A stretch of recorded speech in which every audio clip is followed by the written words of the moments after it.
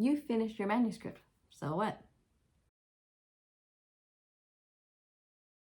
Hello, my lovelies. Welcome back to A Writer's Corner. My name is Lysa. I'm a mom of two who made the switch from teaching to library work so that I could have time for my children as well as be creative.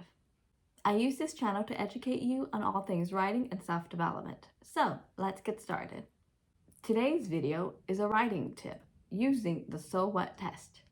When it comes to improving our writing, we're constantly looking for writing tips and advices. And authors are a great source to go to because they've been playing with this art form for many years. Many of them even paste their writing tips right into their books. I admit, however, as a mom with two little ones, I don't have a lot of time to read. And sadly, reading and writing go hand in hand. This is when audiobooks, short articles, and short stories come in handy. One quick but informative book I was reading is called Show Your Work by Austin Kleon. Or is it Cleon? I'm so sorry. In chapter 3 of his book, he suggests the So What test. And this So What test, I feel, is highly applicable to writing. So in this video, we're going to see what this So What test is and see how to apply it to your writing. To begin with, what is the So What test? The So What test is simply a question you ask yourself as you think about what work or progress you want to showcase to the world. Kleon recommends this test because in today's world of technology, once you choose to share something online, you can't remove it.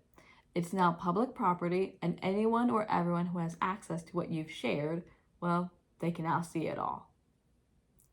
Even if you delete it, it's now in the cloud data, and anyone can pull it back out to view or repost. So before you hit that share button on your social media account, ask yourself, so what? How does this test apply to writing? So what is a vital question to ask yourself as you finish that manuscript of yours or think about sending that small tweet, now known as X. Not only should you ask yourself if your public post, comment, or manuscript is shareable, but what message, theme, or lesson do you want your readers to take away from all of this? In other words, is your writing informational or educational? And least but not last, why should your readers care? You've written a manuscript. So what?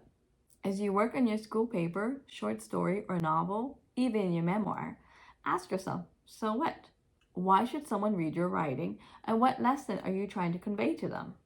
If you can't answer this question fully, then go back to your writing and do some revising.